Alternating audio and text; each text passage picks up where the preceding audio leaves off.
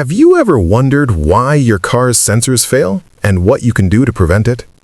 In this episode, we are going to analyze one of the most common questions in modern automotive repair: what actually damages a vehicle's sensors and how to prevent that damage. Many people believe that when a sensor-related fault appears, the problem is directly in that part. However, in professional practice, that is not always the case. In many situations, the sensor is not the cause of the failure, but rather the result of another problem in the engine, the electrical system, or even the vehicle's maintenance history. So, in this video, I am going to explain the most common causes of damage to automotive sensors, how to identify those conditions, and what steps you can take to prevent premature failures. But before we begin, don't forget to subscribe to the channel and turn on notifications so YouTube can alert you every time we upload new content. Now, let's get started. A vehicle's sensors are components responsible for monitoring different operating variables, such as temperature, pressure, position, airflow, oxygen content, speed, and knock, among others. All of them send electrical signals to the ECU or PCM, which is the engine's computer. Based on that information, the control unit adjusts parameters such as fuel injection, ignition timing, the air-fuel mixture, idle speed, coolant fan activation, and in some cases, even automatic transmission operation. The problem is that these sensors operate in a very harsh environment.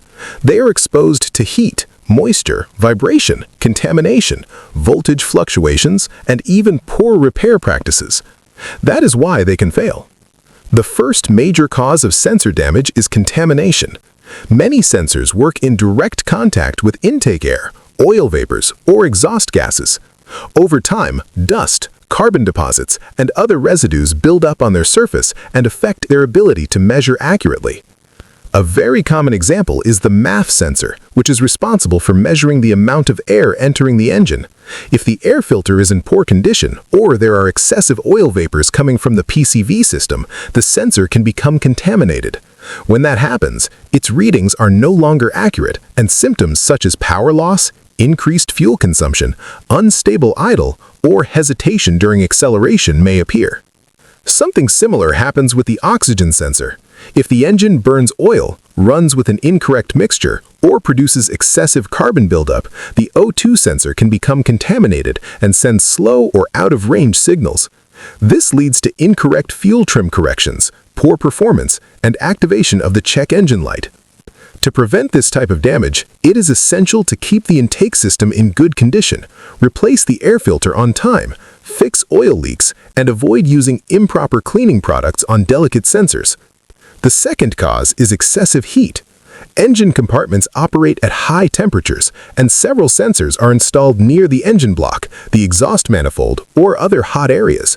Over time, this heat deteriorates internal materials, hardens seals, damages connectors, and affects wire insulation. Sensors such as the CKP, which detects crankshaft position, or the CMP, which detects camshaft position, can develop intermittent temperature-related failures. In other words, they may work fine when cold, but fail once the engine reaches normal operating temperature. To prevent this, it is important that the engine does not run overheated. The cooling system must be kept in good condition with the correct coolant, a properly functioning thermostat, fans operating correctly, and a radiator free of restrictions. It is also important to check that the wiring harness is not routed too close to the exhaust. The third cause is moisture and corrosion. Many sensors and connectors are exposed to rain, condensation, mud, road water, or engine washing. When moisture gets inside a connector, it can cause oxidation on the terminals.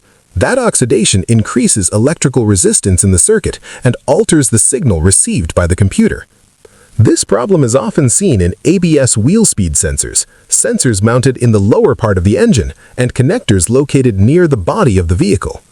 The best way to prevent it is to avoid aggressive engine washing, inspect connectors and wiring harnesses regularly, and use dielectric grease when appropriate and according to proper service practices.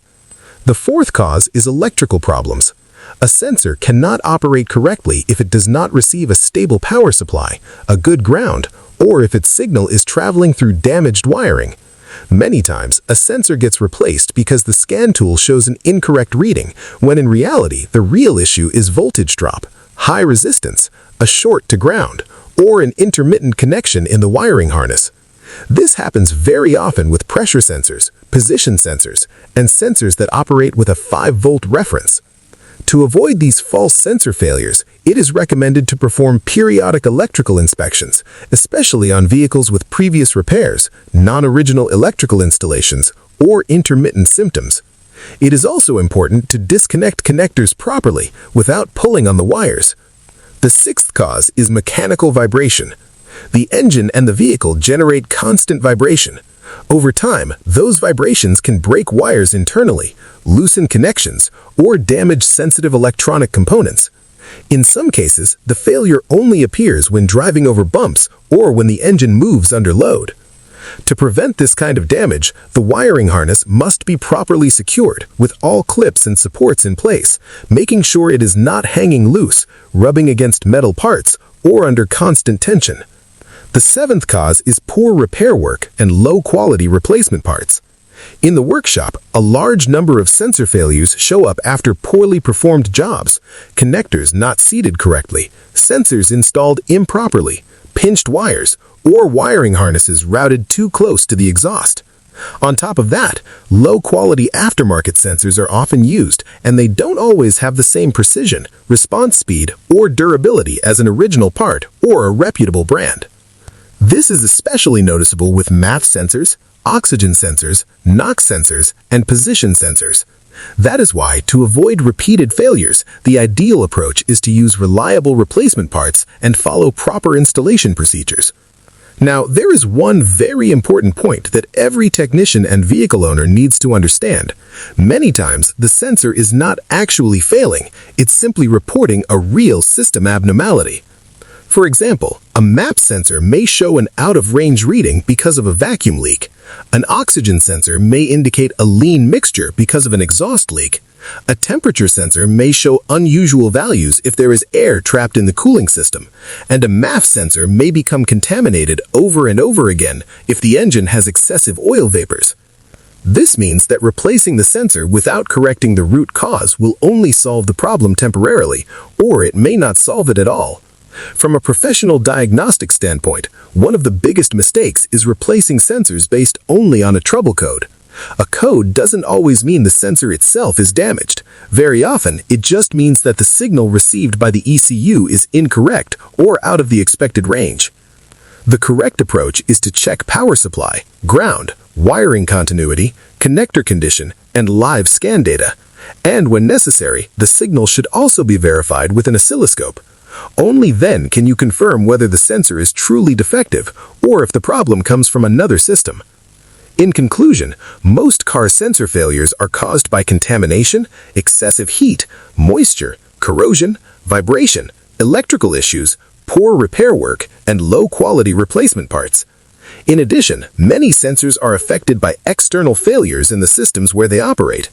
To prevent damage, it is essential to perform preventive maintenance, replace filters on time, fix leaks, inspect connectors and wiring, avoid aggressive engine washing, use reliable replacement parts, and carry out complete diagnostics before replacing components.